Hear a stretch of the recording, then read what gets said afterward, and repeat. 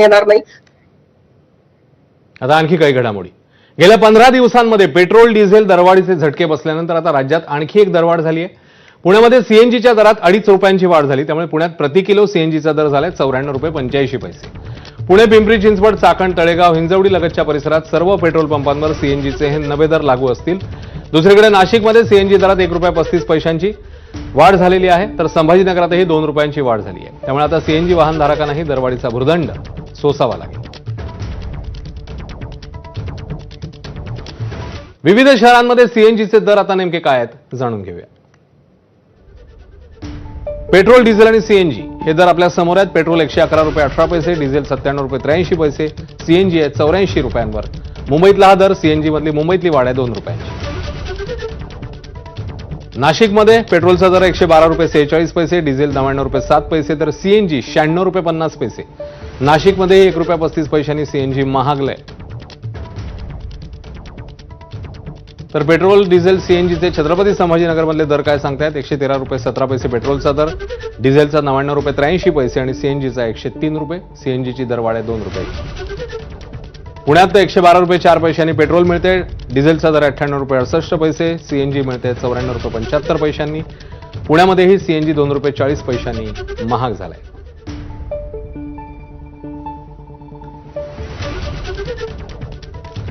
तर सीएनजी दरवाढीवरून काँग्रेसचे नेते विजय वडेट्टीवार यांनी सरकारवर हल्लाबोल केला. आपण पाहूया वडेट्टीवार काय म्हणतात.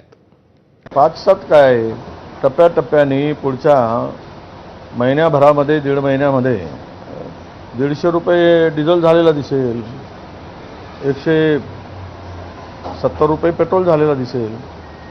कारण तेच ते काय सांगू आता, एकदा सांगितल्यानंतर ज्या पद्धतीनं देश चालवला जात आहे, हा देश खड्ड्यात टाकण्यासाठी चालवला जात आहे. देशातील गरीब माणूस, देशातील मध्यमवर्गीय माणूस हा मरणारच आहे. याला मारायसाठीच हे सरकार आलेलं आहे. इंधनाच्या वाढत्या दरांबाबत जयंत पाटील यांनी मुख्यमंत्री फडणवीसांना महत्त्वाचं पत्र दिले आणि इंधनावरचा व्हॅट कमी करावा अशी मागणी केली.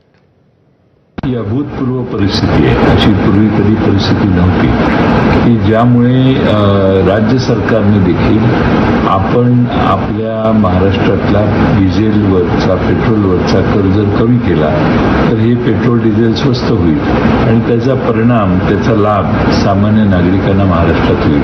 आणि म्हणून राज्य सरकारने कर कमी करणे किंवा कर शून्यावर आणणे पेट्रोल डिझेलचा काही काळ, हा ऑप्शन ताबडतोब एक्सरसाइज केला पाहिजे, अंमलात आणला पाहिजे.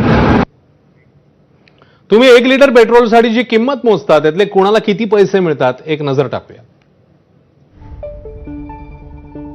मूळ किंमत असते 59 ते 60 रुपये अशी जर गृहीत धरली तर व्हॅट आहे 28 रुपये, केंद्रीय कर 19 रुपये 90 पैसे, अधिभार आहे 5 रुपये 12 पैसे.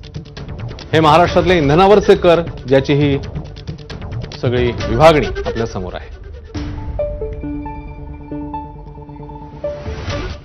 आता बातमी आहे मनोज जरांगेंसंदर्भातली.